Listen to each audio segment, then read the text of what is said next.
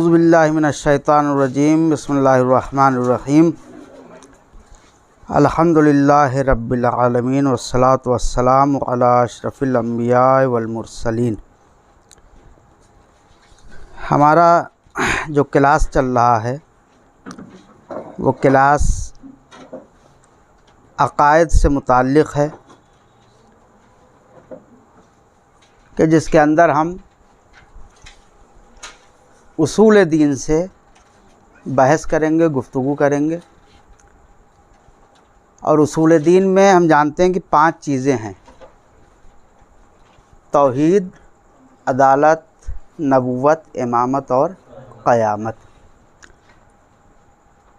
लेकिन इसका मतलब ये नहीं है कि हमारी जो बहस होगी और जो गुफ्तगू होगी, यानी इल्म कलाम जो गुफ्तगू करता है उसूल दीन से, तो इसका मतलब ये नहीं है कि ये सिर्फ़ और सिर्फ इन्हीं 5 चीज़ों से गुफ्तगू करता है। यानी ऐसा नहीं कि ये इल्म कलाम सिर्फ़ तौहीद, अदालत, नबुव्वत, इमामत और क़यामत से गुफ्तगू करता है, बल्कि जबकि हमने बताया था कि अक़ायद ही इसका जो है सिर्फ़ और सिर्फ महवर है। यानी इल्म कलाम सिर्फ़ किससे गुफ्तगू करता है? अक़ायद से। और थायोलॉजी और इल्म कलाम में फ़र्क ही यही था कि यहाँ पर सिर्फ अक़ायद से गुफ्तगू होती और वहाँ पर अक़ायद के अलावा अखलाक और अमल, इन तमाम चीज़ों से गुफ्तगू होती है। लेकिन इल्म कलाम में अक़ायद से बहस होती है।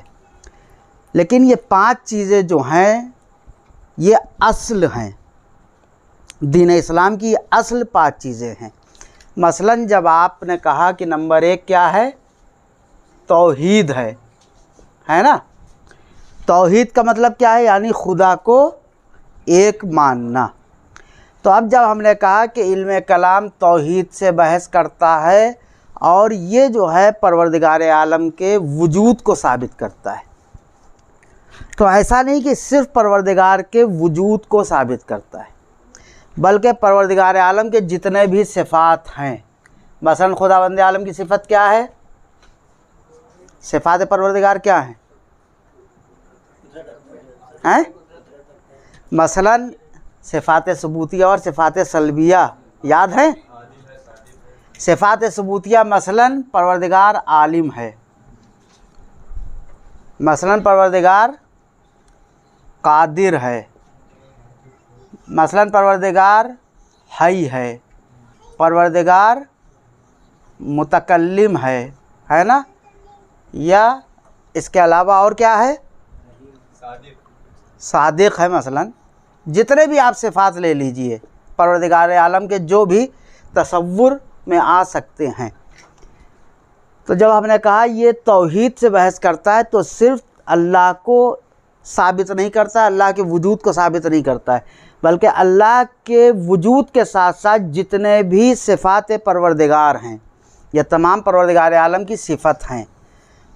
तो ये परवरदिगार के आलिम होने को भी साबित करेगा, ये परवरदिगार आलम के कादिर होने को भी साबित करेगा, ये हई होने को भी साबित करेगा, मुतकल्लिम होने को, सादिक होने को, मुरीद होने को, इन तमाम चीज़ों को भी साबित करता है। यानी जितने भी इसके फ़ुरू हैं, तौहीद की जितनी भी शाखें हैं, उन तमाम चीज़ों से बात करता है, गुफ्तगू करता है और इसके अंदर बहस की जाती है। लिहाजा जब हमने कहा इल्म कलाम उसूल दीन से बहस करता है, तो इसका मतलब ये नहीं है कि सिर्फ़ इन 5 चीज़ों से बहस करता है। मसला हमने कहा नबुव्वत। अब जैसे अदालत परवरदिगार आलम की एक सिफ़त है ना। तो तौहीद ही की एक सिफ़त अदल है, अल्लाह ही की सिफ़त तो एक अदालत है। लेकिन जब हम गुफ्तगू कर रहे हैं तो इन तमाम चीज़ों के बारे में ज़्यादा गुफ्तगू नहीं कर रहे हैं, बल्कि अदालत परवरदिगार के बारे में यहाँ पर ज़्यादा गुफ्तगू होती है।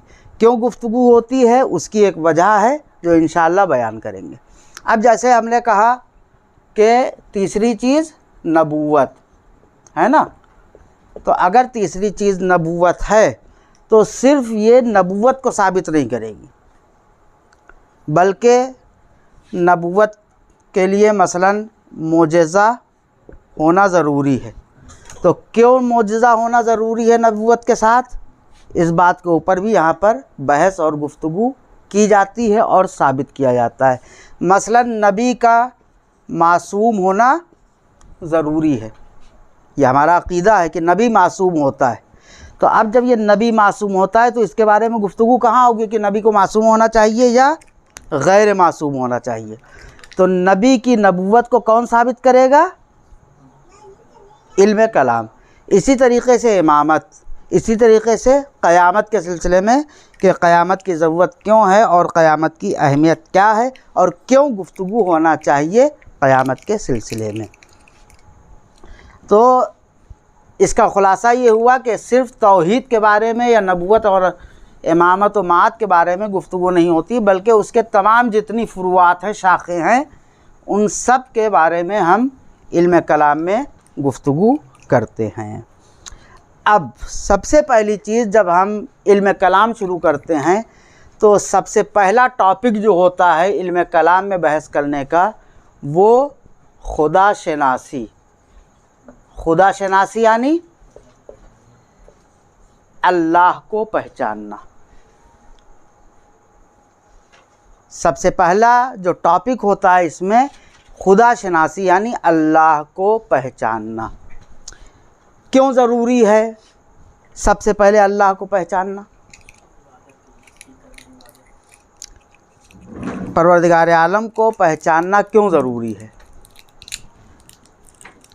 इसलिए सबसे पहले हम बहस और गुफ्तगू करते हैं इसके बारे में, क्योंकि मौलाए कायनात ने नहजुल बलागा में जो मौलाए कायनात का खुतबा है, मौलाए कायनात क्या कहते हैं? अव्वलुद्दीन मारिफतो। दीन की इब्तिदा कहाँ से होती है?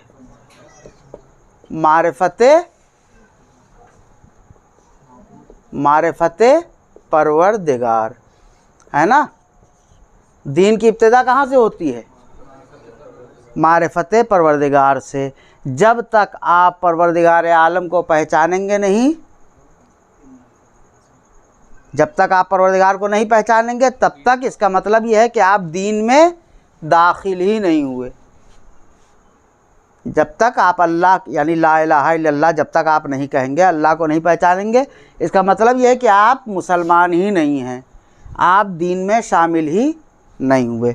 इसका मतलब यह है कि सबसे पहले दीन जब हम कबूल करने के लिए आएंगे तो परवरदिगार आलम की मारिफत हासिल करना ज़रूरी है। फिर उसके बाद एक दूसरी हदीस है मासूम की कि जब आपसे सवाल किया गया कि ये बताइए कि सबसे बेहतरीन इबादत क्या है ना, क्या कहा गया कि सबसे बेहतरीन इबादत क्या है? तो आपने क्या फरमाया कि सबसे बेहतरीन इबादत क्या है? मारिफते परवरदिगार। इसलिए कि जब तक परवरदिगार आलम की मारिफत नहीं होगी आप नमाज नहीं पढ़ेंगे, आप रोज़ा नहीं रखेंगे, आप हज करने नहीं जाएंगे। जब आप अल्लाह को मानते ही नहीं, अल्लाह को पहचानते ही नहीं, तो जो फ़ुरूए दीन हैं आप उसके ऊपर अमल नहीं करेंगे। नमाज आप तभी पढ़ते हैं जब आप परवरदिगार आलम को मानते हैं, और परवरदिगार आलम के मानने के बाद कुरान मजीद को मानते हैं और कुरान मजीद के अहकाम के ऊपर अमल करते हैं। लिहाजा ज़रूरत है कि सबसे पहले हम परवरदिगार आलम को पहचानने और उसके वजूद को हम और आप साबित करें। ठीक, तो अब सबसे पहले हम परवरदिगार आलम के वजूद को साबित करेंगे। जब हम परवरदिगार आलम के वजूद को साबित करते हैं तो कैसे साबित करते हैं? दलीलों के ज़रिए से साबित करते हैं। सबसे पहले जब हम परवरदिगार के वजूद को साबित करेंगे तो पहली दलील हमारी क्या होगी? अक़ली होगी दलील। पहली दलील क्या होगी? दलील अक़ली होगी। दूसरी दलील कहलाती है दलील एहतियात अक़ली। ठीक, एहतियात अक़ली। और तीसरी दलील कौन सी होती है? दलील नकली। दलील नकली से मुराद क्या था, मैंने बताया था कल, हदीस और कुरान। अब यहाँ पर हम आपसे एक सवाल करना चाह रहे हैं। हमने कहा सबसे पहले हम दलील अक़ली से गुफ्तगू करेंगे, यानी परवरदिगार के वजूद को साबित करेंगे। दूसरी दलील एहतियात अक़ली कहलाती है, और तीसरी दलील जो है दलील नकली कहलाती। सवाल ये है कि कुरान मजीद या हदीस जो हैं वो हमारे लिए बेहतरीन ज़रिया हैं और वसीला हैं तमाम चीज़ों को पहचानने के लिए और जानने के लिए। तो क्या परवरदिगार आलम की मारिफत हासिल करना और परवरदिगार आलम का पहचानना हम कुरान के ज़रिए से और अहादीस के ज़रिए से साबित नहीं कर सकते? क्या ज़रूरत है कि हम सबसे पहले अक्ल के ज़रिए से परवरदिगार आलम के वजूद को साबित करें? हमारे पास कुरान है और हमारे पास हदीसें हैं। कुरान कह रहा है ला इलाहा इल्लल्लाह, कोई नहीं है अल्लाह सिवाय परवरदिगार के, है ना। तो हम जब बात करें परवरदिगार आलम के वजूद के ऊपर तो हम ये कहें ला इलाहा इल्लल्लाह, इससे साबित होता है कि एक परवरदिगार है। या कुरान मजीद की दूसरी आयत है लौ कान फ़ीहिमा आलिहतुन इल्लल्लाह लफ़सदता, अगर इस कायनात के अंदर दो खुदा होते तो क्या होता, दोनों में झगड़ा होता और सारी दुनिया तबाह हो जाती। तो हमारे पास जब दलील नकली यानी कुरान और हदीस मौजूद हैं तो हम क्यों अक्ल की दलील को लेकर आते हैं परवरदिगार आलम के वजूद को साबित करने के लिए?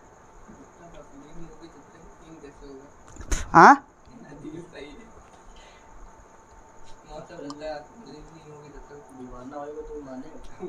तो दीवाना होगा तो उसको तो हदीस भी नहीं समझ में आएगी।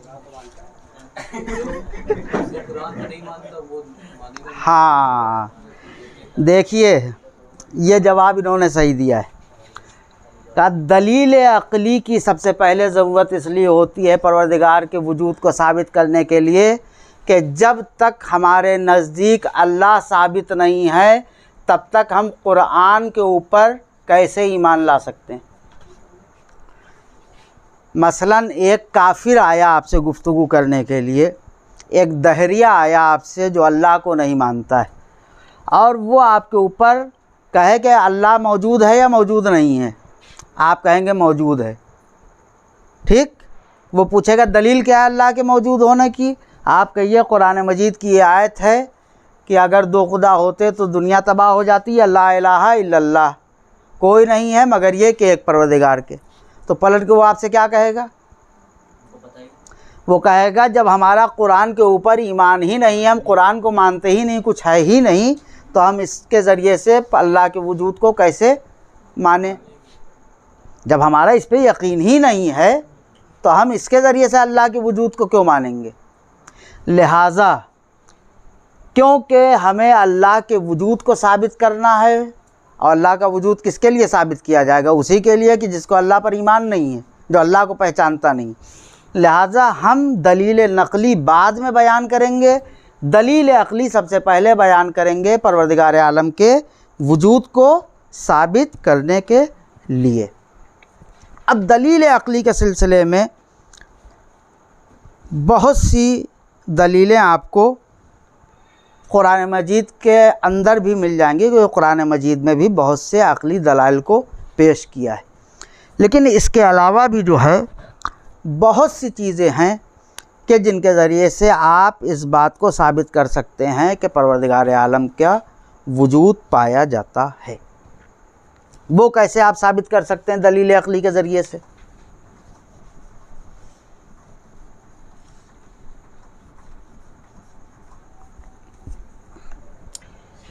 मसलन अल्लाह का वजूद है, हम अक़ल के ज़रिए से कैसे साबित करें?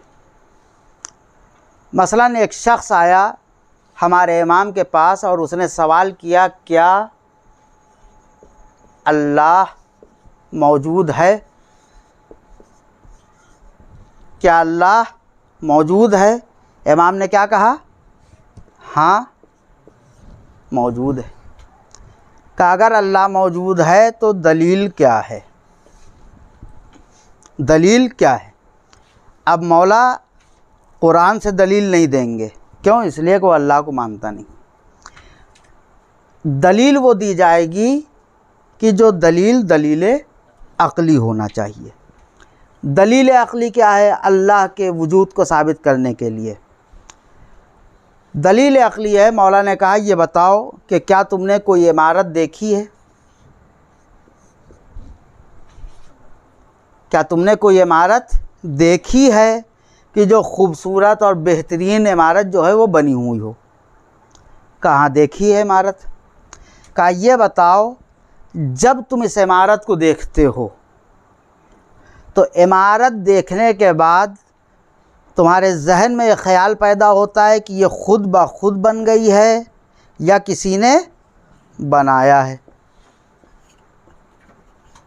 या किसी ने बनाया है? इंसान क्या जवाब देगा? उसने भी यही जवाब दिया कि किसी ने बनाया है। क्या कहा? किसी ने बनाया है। अब मौला ने इसी के जवाब से जवाब दिया कि जब कोई एक छोटी सी छोटी इमारत या कोई एक छोटी से छोटी शय, या मसलन एक ये पेन और कलम जो है, जब बग़ैर बनाने वाले के नहीं बन सकता है और इसका कोई ना कोई बनाने वाला है, तो ये इतनी बड़ी कायनात अपने नज़्म के साथ कि जिसके अंदर इधर से उधर भी लम्हा भर के लिए कुछ नहीं होता है, क्या इतनी बड़ी दुनिया बग़ैर किसी बनाने वाले के बन सकती है? कहा नहीं बन सकती। कहा यही दलील है परवरदिगार आलम के वजूद के ऊपर कि जब कोई छोटी सी छोटी शय बग़ैर बनाने वाले के नहीं बन सकती है तो बग़ैर ये इतनी बड़ी दुनिया बग़ैर बनाने वाले के कैसे बन सकती है? लिहाजा जिसने इस दुनिया को बनाया है वही क्या है? अल्लाह है। साबित हुआ कि नहीं परवरदिगार आलम का वजूद? इसी तरीक़े की आप बहुत सी दलीलें यहाँ के ऊपर ला सकते हैं कि जिसके ज़रिए से आप परवरदिगार आलम के वजूद को साबित कर सकते हैं। इसके अलावा भी और आप अपने एतबार से बहुत सी दलील, या एक और इसी से मिलता जुलता जो है एक वाक़या मिलता है, गालिबन छठे इमाम के ज़माने का है कि आपके ज़माने में जो है वो एक बादशाह था या एक वज़ीर था जो अल्लाह को नहीं मानता था, जो अल्लाह को नहीं मानता था। या अल्लामा हिल्ली का भी आपने वाक़या सुना होगा कि अल्लामा हिल्ली का जो है वो एक दहरिये से मुनाजरा हुआ। मुनाजरा क्या हुआ? मुनाजरा ये हुआ कि दहरिया कहता था अल्लाह नहीं है और अल्लामा हिल्ली कहते थे अल्लाह है। लिहाजा दहरिये ने जो है कहा कि चलिए हम दोनों मिल के एक जगह के ऊपर, एक मकाम के ऊपर बहस कर लेते हैं। लिहाजा जगह मुअय्यन हो गई, वक्त मुअय्यन हो गया और तमाम लोगों को उस बहस में शामिल होने के लिए बुला लिया गया। अल्लामा हिल्ली को जिस जगह के ऊपर बहस करने के लिए जाना था, रास्ते में एक दरिया पड़ता था। सुनी हुई होगी बात, रास्ते में क्या पड़ता था? दरिया पड़ता था।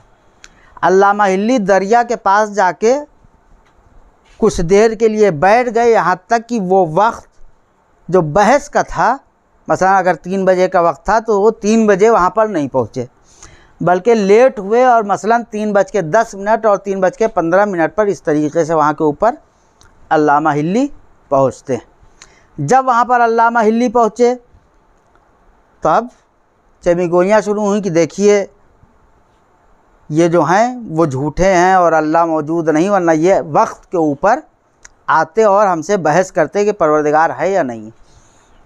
जब अल्लामा हिल्ली वहाँ के ऊपर पहुँचे तो पूछा गया भाई वक्त मुअय्यन था, आप मुअय्यन वक्त के ऊपर क्यों नहीं आए गुफ्तगू करने के लिए, बहस करने के लिए? तो उन्होंने बताया ऐसा है कि हम जहाँ से आते हैं रास्ते में एक दरिया पड़ता है। ठीक है, अक़ल के ज़रिए से अल्लाह के वजूद को साबित किया जा रहा है। कहा हम जिस जगह से आते हैं रास्ते में एक दरिया पड़ता है। जब हम दरिया के पास पहुँचे तो हमने देखा कि दरिया के पास कोई सवारी मौजूद नहीं, लिहाजा हम दरिया के किनारे बैठ गए। इतनी देर में कुछ तख्ते आसमान से नाजिल हुए, कुछ कीलें आसमान से नाजिल हुईं और वो तख्ते और कीलें आपस में जुड़ गईं और एक कश्ती बन के तैयार हो गई। हम उसके ऊपर बैठे और यहाँ तक आ गए। जैसे उन्होंने ये कहा, फ़ौरन दहरिया ने कहा, देखो कितना बड़ा ये झूठ बोल रहे हैं, कितना बड़ा झूठ बोल रहे हैं। क्या ये मुमकिन हो सकता है कि आसमान से तख्ते नाजिल हों, कीले नाजिल हों और ख़ुद ब खुद वो आपस के अंदर जुड़ जाएं और कश्ती बन के तैयार हो जाए, इनको यहाँ से यहाँ तक पहुँचा दें? बस जैसे ही उसने कहा कि ये झूठ बोल रहे हैं, ऐसा नहीं हो सकता, फ़ौरन अल्लामा हिल्ली ने क्या कहा कि जब एक छोटी सी छोटी कश्ती तुम्हारे कहने के मुताबिक बग़ैर बनाने वाले के नहीं बन सकती है, अपने आप नहीं बन सकती है, तो फिर इतनी बड़ी कायनात बग़ैर बनाने वाले के कैसे बन सकती है? तो ये दलील क्या हुई? दलील अक़ली हुई कि जिसके ज़रिए से क्या साबित किया कि अल्लाह मौजूद है। यहाँ ना कोई हदीस बयान की इमाम ने और ना ही कोई कुरान की आयत बयान की।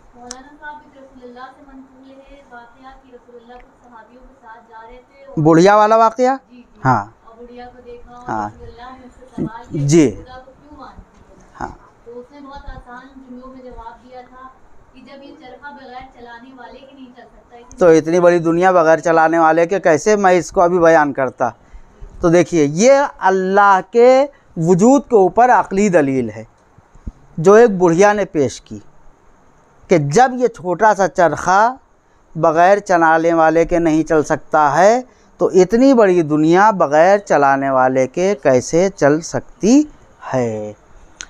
अब एक चीज़ जो सबसे अहम है यहाँ के ऊपर कि आया उसूल दीन के अंदर जब हम अल्लाह को साबित करते हैं, अल्लाह के वजूद को कि अल्लाह है, या अदालत को साबित करते हैं, या नबूवत को साबित करते हैं, या इमामत को, या क़यामत को, तो आया उसूल दीन के अंदर तक़लीद है या नहीं है? उसूल दीन में तक़लीद है कि नहीं? जैसे हम फ़ुरूए दीन में करते हैं, नमाज, रोज़ा, हज, ज़कात, खुम्स में हम तक़लीद करते हैं ना, कि मसलन नमाज अगर हमने मगरिब की 2 रकात पढ़ ली तो हमें क्या करना है? हम अपने मुज्तहिद के ऊपर अमल करते हैं ना, उसका जो फतवा होता है हम उसके ऊपर अमल करते हैं। तो आया जिस तरीक़े से फ़ुरूए दीन के अंदर तक़लीद है, क्या उसूल दीन में भी तक़लीद है?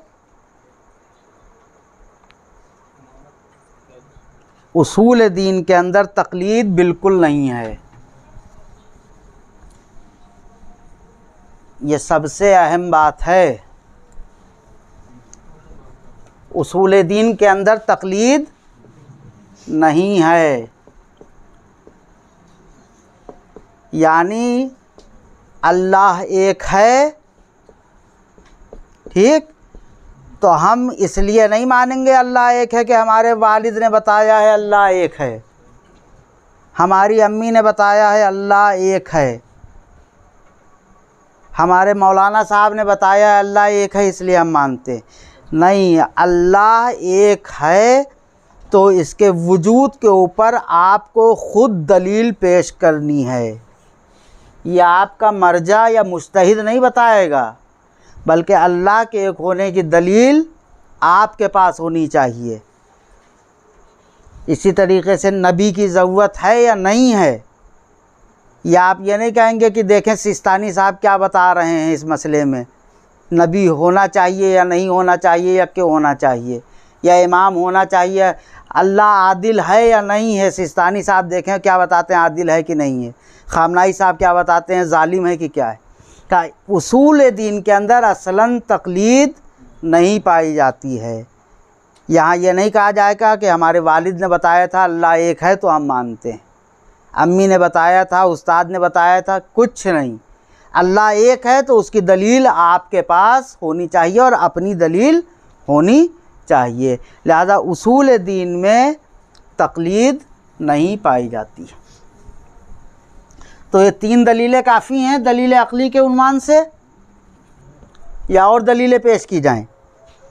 अच्छा, इसके अलावा कोई इतने लोगों में से कोई एक दलील पेश कर सकता है दलील अक्ली अल्लाह के ऊपर होने के लिए?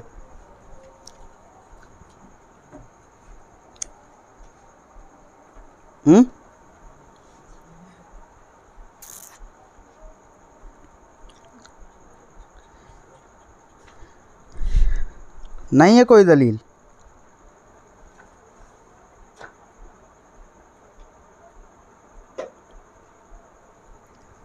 दलीलें बहुत सी हैं, गौर करिए। जैसे कोई इमारत वो देखते हैं, पहाड़ वगैरह देखते हैं, तो उसमें कुदरत याद आती है अल्लाह की, इस को बनाने वाला होगा। बिल्कुल होगा, झरने देखते हैं। बिल्कुल। खुद दलील अक्ली में है ना, जो हम दलील पेश करते हैं, दलील अक्ली में दो तरह की दलीलें हैं। एक अंदरूनी दलील,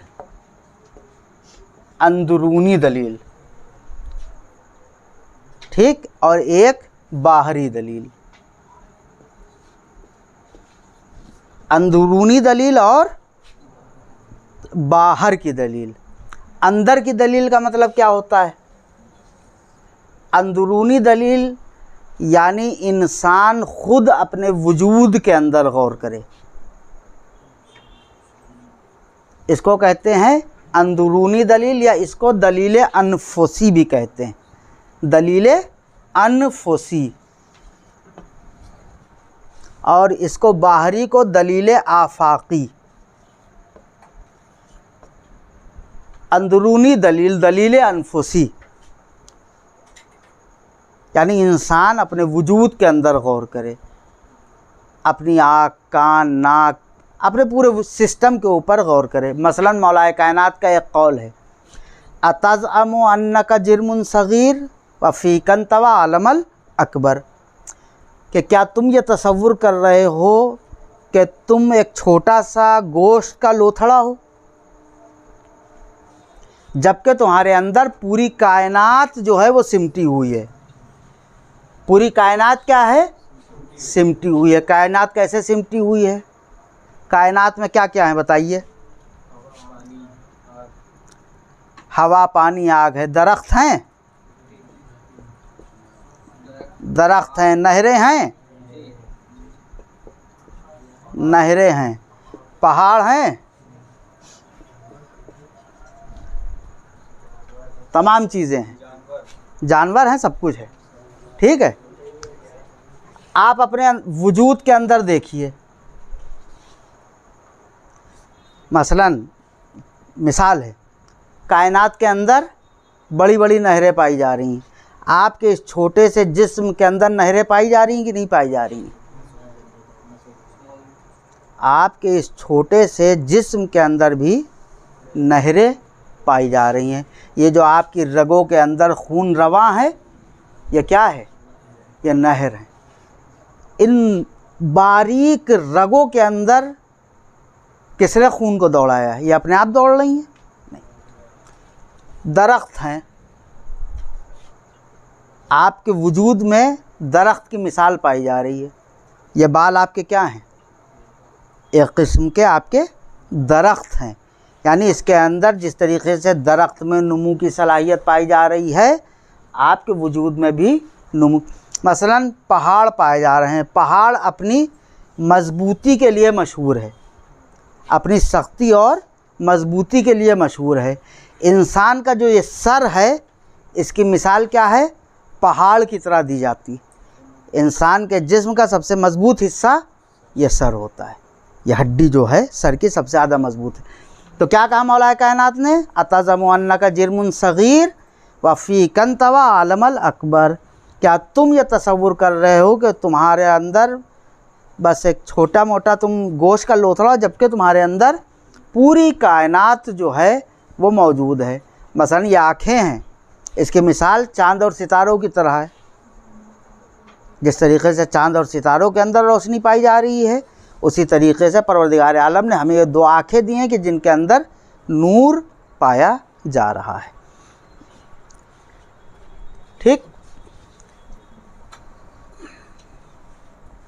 तो जब हम अपने वजूद के अंदर गौर करते हैं और अपने वजूद में गौर करने के बाद हम इस बात के ऊपर पहुँचते हैं कि नहीं, हमारा कोई खालिक है, हमारा कोई पैदा करने वाला है जो हमारे अंदर के सिस्टम को चला रहा है। जब हम अपने वजूद में गौर करते हैं और उसके ज़रिए से अल्लाह को साबित करते हैं तो उस दलील को क्या कहा जाता है? दलील अनफुसी। ठीक, दलील आफाकी। दलील आफाकी वही तमाम दलीलें हैं कि जो हम इस कायनात के अंदर गौर व फ़िक्र करते हैं और कायनात में गौर व फ़िक्र करने के बाद हम इस नतीजे पर पहुंचते हैं कि नहीं, इस दुनिया का कोई ना कोई पैदा करने वाला ज़रूर है और वो अल्लाह है। मसलन जब हम सितारों को देखते हैं, जब हम चाँद को देखते हैं, जब हम आसमान को देखते हैं जो बग़ैर किसी सुतून के कायम है, जब हम ज़मीन के फ़र्श को देखते हैं, ये पूरी कायनात, ये पूरी अजायबात जब हम देखते हैं तो हम इन तमाम चीज़ों को देखने के बाद ये सोचते हैं कि ये चीज़ें बग़ैर किसी बनाने वाले के नहीं बन सकती हैं, बल्कि इनका कोई बनाने वाला ज़रूर है और वही पैदा करने वाला कौन है? परवरदिगार है। तो ये दलीलें कि जो हम दुनिया में गौर व फ़िक्र करने के बाद परवरदिगार आलम के वजूद तक पहुँचते हैं, इन दलीलों को क्या कहते हैं? दलील आफाकी। ठीक,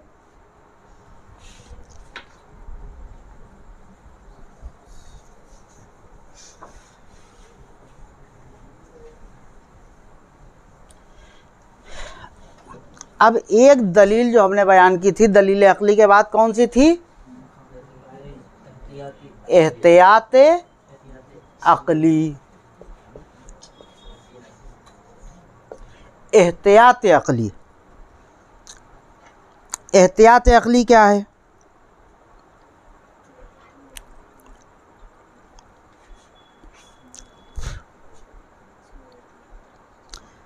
एहतियात अक्ली इसे कहते हैं कि खुदा मौजूद है या मौजूद नहीं है। ठीक, खुदा मौजूद है या मौजूद नहीं है। कह रहे इसके अलावा कोई सूरत हो सकती है? तीसरी कोई सूरत इसके अलावा हो सकती है? नहीं हो सकती है। दो ही सूरतें बन सकती हैं, या अल्लाह मौजूद है या अल्लाह मौजूद नहीं है।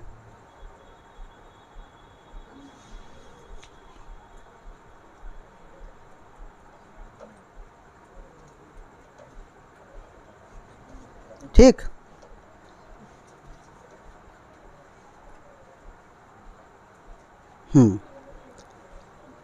कर अब जो है इन दोनों में से हम या तो ये कर सकते हैं कि परवरदिगार आलम के वजूद को कबूल कर लें, ठीक, या हम परवरदिगार आलम के वजूद का इनकार कर दें। लेकिन अक्ल इस बात का हुक्म नहीं देती है कि हम जिस बात से जाहिल हैं उस बात का इनकार करें बग़ैर दलील के। अक्ल ये कहती है कि जब तक हमारे पास अल्लाह के मौजूद होने के ऊपर कोई दलील ना हो, हम अल्लाह के वजूद का इनकार ना करें। हम ये कह दें कि हम ना ये कहेंगे कि मौजूद है और ना ये कहेंगे कि मौजूद नहीं। हमें दरमियानी रास्ता इख्तियार करना चाहिए उस वक्त तक कि जब तक हमारे पास कोई दलील मौजूद ना हो जाए परवरदिगार के होने के ऊपर या ना होने के ऊपर। अब हम ये कह रहे हैं कि खुदा मौजूद है या मौजूद नहीं। ठीक, खुदा या मौजूद है या मौजूद नहीं है।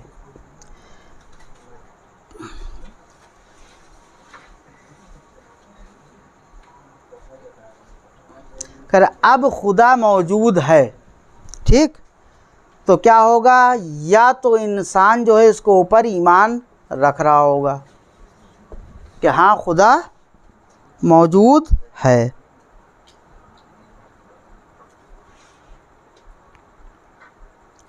करेक्ट। जब ऐसी सूरत में कि इंसान ये मान रहा है कि अल्लाह मौजूद है और उसके ऊपर ईमान रख रहा है, तो अब ऐसी सूरत में उसे क्या करना होगा? ऐसी सूरत में उसके ऊपर लाजिम है कि अल्लाह के बताए हुए जितने भी अहकाम हैं उसके ऊपर क्या करे? अमल करे। मसलन नमाज पढ़े, रोज़ा रखे, ये तमाम चीज़ें अंजाम दे। ठीक। दूसरी चीज़ ये है कि अल्लाह मौजूद है लेकिन हम ईमान नहीं रखते हैं। अल्लाह मौजूद है, दो सूरतें हैं, या ईमान रखते हैं या ईमान नहीं रखते हैं। अगर हम ईमान रखते हैं कि अल्लाह मौजूद है तो हमारे ऊपर ज़रूरी है कि हम अल्लाह के बताए हुए अहकाम के ऊपर अमल करें। ठीक। अब अगर अल्लाह नहीं है और हम जो है वो अल्लाह के ऊपर ईमान भी नहीं रख रहे हैं, तो अब ऐसी सूरत में क्या होगा?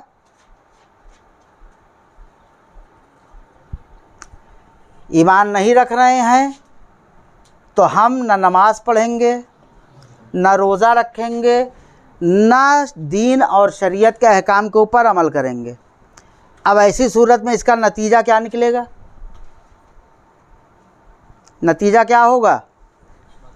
अल्लाह मौजूद है लेकिन हम ईमान नहीं रख रहे हैं।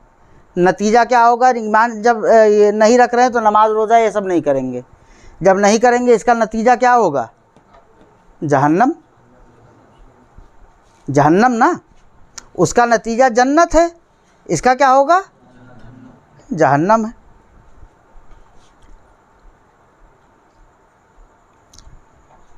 अब अल्लाह नहीं है। अल्लाह यहाँ पे क्या था? अल्लाह है। जब अल्लाह है तो ईमान है या ईमान नहीं है? यहाँ पर भी अल्लाह हम मान रहे हैं कि नहीं है, लेकिन एक इंसान है कि जो ईमान रख रहा है कि अल्लाह मौजूद है। ठीक। क्या कर रहा है वो? अल्लाह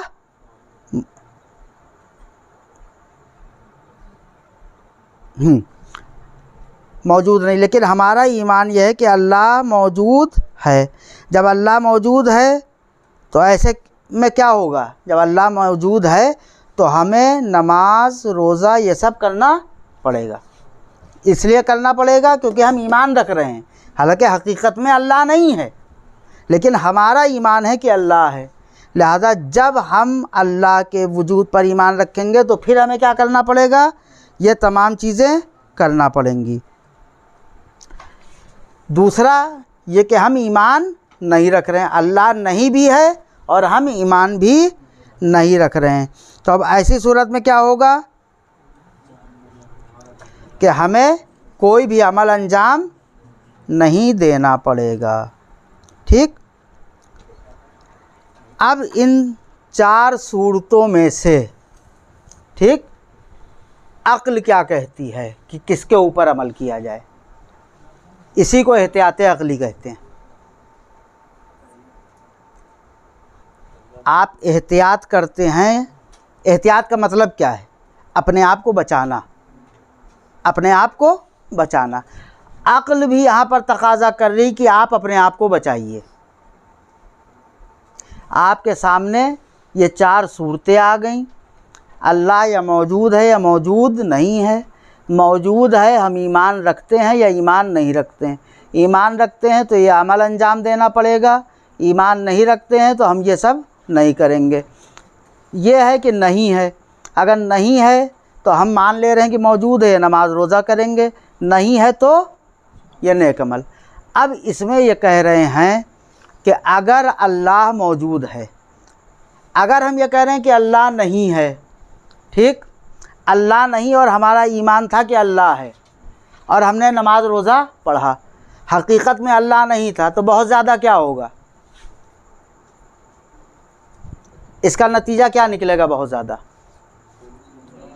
बहुत ज़्यादा ये निकलेगा कि अल्लाह नहीं था, हमने ये नमाज़ें पढ़ी हैं, हमारा ये अमल बेकार हो गया, क्योंकि अल्लाह है नहीं, लिहाजा न जज़ा देगा, न सज़ा देगा, न कुछ देगा। बात आ रही समझ में? अल्लाह नहीं था और हमने अमल भी नहीं किया, यहाँ भी कोई नतीजा नहीं निकलेगा, क्योंकि अल्लाह था नहीं और हमने अमल भी नहीं अंजाम दिया, तो ना सवाब का मसला है और ना अज़ाब का मसला है। अब अल्लाह मौजूद है, अगर अल्लाह मौजूद है और हमने ईमान रखा कि अल्लाह मौजूद नहीं है और हमने नमाज रोज़ा ये सब नहीं किया, नतीजा क्या हुआ? हम फ़ायदे में हैं कि घाटे में हैं? हम घाटे में हैं। लिहाजा अक्ल क्या कहती है? अक्ल कहती है कि जो सौदा करो फ़ायदे का सौदा करो, जो सौदा करो फ़ायदे का सौदा करो। खुदा मौजूद था, हम ईमान लेके आए, ईमान लाने के बदले में हमने नमाज रोज़ा ये सब किया, इसके नतीजे में हम जन्नत तक पहुंच गए। तो अक्ल ये कहती है कि इस रास्ते को इख्तियार किया जाए कि जहाँ से इंसान अपने को नुकसान से बचा सके और फ़ायदे में ले जा सके। एहतियात अक्ली यही है कि इंसान अपने को नुकसान से बचाते हुए फ़ायदे के रास्ते की तरफ लेकर जाए। लिहाजा खुदा है या नहीं है, हम ईमान रखते हुए अमल अंजाम दे दें। अगर अल्लाह होगा तो हमें जन्नत तक पहुंचा देगा, और अगर अल्लाह नहीं है तो बहुत ज़्यादा हमने 70 साल की उम्र में 50 घंटे जो इबादतें की थी उस इबादतों का हमें कोई सिला नहीं मिलेगा, बस इतना होगा, इससे ज़्यादा कोई नुकसान नहीं होगा। लेकिन अगर अल्लाह हुआ और हमने ये अमल अंजाम न दिए तो हमारा नुकसान हमेशा का नुकसान हो जाएगा। लिहाजा अक्ल कहती है कि ज़्यादा फ़ायदे के लिए थोड़ा बहुत नुकसान उठा लो, कोई मसला नहीं है। तो ये है एहतियात अक्ली कि जिसके ज़रिए से हम कहेंगे कि अगर अल्लाह का वजूद साबित नहीं है तब भी हम उसके ऊपर ईमान रखें, ताकि अगर अल्लाह का वजूद पाया जा रहा हो तो हम नतीजे में जन्नत में जा सके और फ़ायदा उठा सकें। वस्सलामु अलैकुम वरहमतुल्लाहि वबरकातुहू। अगर कोई चीज़ नहीं समझ में आई हो तो सवाल कर सकता है कोई भी। दर्स हो सकता है थोड़ा सा सख्त चल रहा हो, लेकिन ये चीज़ें तमाम वो हैं कि जो आपके समझने के लिए ज़रूरी हैं। हाँ, दलील नकली बिल्कुल आएंगे, सवाल क्यों नहीं आएंगे, पढ़ा क्यों रहे हैं? नहीं, बाहर से आउट ऑफ सिलेबस कुछ नहीं आएगा। सैफी रज़ा, सैफी